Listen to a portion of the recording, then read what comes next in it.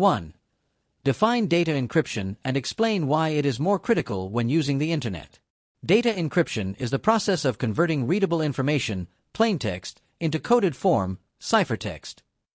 Only authorized parties possessing the appropriate decryption key can restore the data to its original form, protecting confidentiality during transmission and storage. Encryption is essential for Internet-based communication. Because the Internet is a public network, transmitted data is susceptible to interception. Encryption ensures that even if data is captured, it cannot be easily understood or misused. Modern business operations rely heavily on encrypted protocols. Secure Sockets Layer, SSL/Transport Layer Security, TLS, virtual private networks, VPNs, and encrypted databases safeguard financial transactions, customer information, and proprietary data in online environments. J.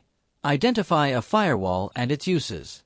A firewall is a network security device or software that monitors and controls incoming and outgoing traffic. It acts as a barrier between a trusted internal network and untrusted external networks, such as the Internet, filtering traffic based on predefined security rules. Firewalls prevent unauthorized access and cyberattacks. They block suspicious IP addresses, restrict certain applications or ports, and prevent malicious software from entering the system. This reduces exposure to hacking, malware, and data breaches. Modern firewalls provide layered protection. Next-generation firewalls may include intrusion detection, content filtering, and application-level inspection, strengthening overall information system security and supporting organizational internal control objectives. K. Demonstrate understanding of how flowcharts of activities are used to assess controls. Flowcharts visually document transaction processes and system workflows. They illustrate the movement of documents, data, and responsibilities across departments, making it easier to understand how transactions are initiated, processed, recorded, and reported. Flowcharts help identify control strengths and weaknesses. By mapping processes, auditors and managers can detect missing approvals, inadequate segregation of duties, redundant steps, or areas lacking monitoring controls. They support risk assessment and audit planning. Flowcharts provide a structured way to evaluate internal controls, test compliance, and design improvements, enhancing transparency and supporting effective governance and system reliability. L.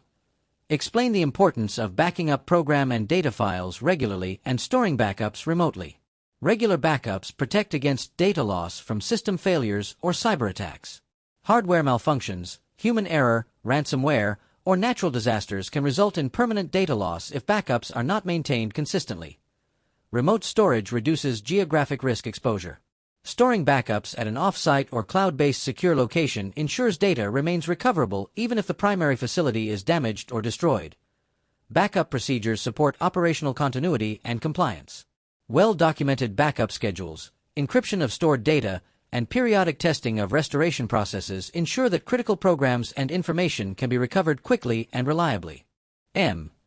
Define business continuity planning, BCP.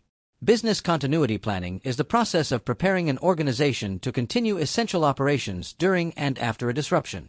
It identifies critical business functions and develops procedures to minimize operational downtime. BCP involves risk assessment and impact analysis. Organizations evaluate potential threats such as cyber attacks, natural disasters, or power outages and assess their financial and operational consequences. The goal is operational resilience. A well-designed BCP ensures that personnel, systems, communications, and supply chains can function at an acceptable level, protecting stakeholders and maintaining customer confidence during adverse events. N. Define the objective of a disaster recovery plan and identify its components. A disaster recovery plan, DRP, focuses specifically on restoring IT systems and data after a disruption. Its objective is to resume technology operations within an acceptable time frame while minimizing data loss and financial damage. The plan defines recovery strategies and responsibilities. It includes data restoration procedures, system prioritization, communication protocols, and testing schedules to ensure readiness. Recovery site options vary by preparedness level. A hot site is fully operational and ready for immediate use. A warm site has partial infrastructure requiring setup, and a cold site provides basic facilities but requires significant configuration before operations can resume.